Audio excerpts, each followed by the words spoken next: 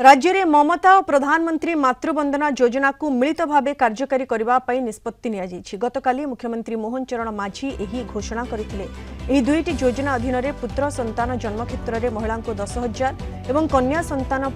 मिलित योजन 12,000 टंका मिल सर्वाधिक दुईटी संतान जन्म क्षेत्र में यही सहायता मिल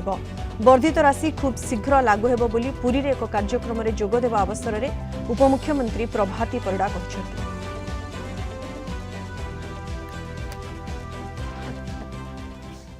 झीटे हेले 2,000 टंका अधिक मिलिबो, पुओटे हेले 10,000, झीटे हेले 12,000 टंका राज्य सरकार देबे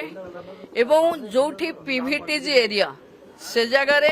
जेते छुआ होथिबे ये राशि सेते अधिक मिलुथिबो तेणु एबेठु लागू हबो। आम पाखे अच्छी एटा ममता रे थिला,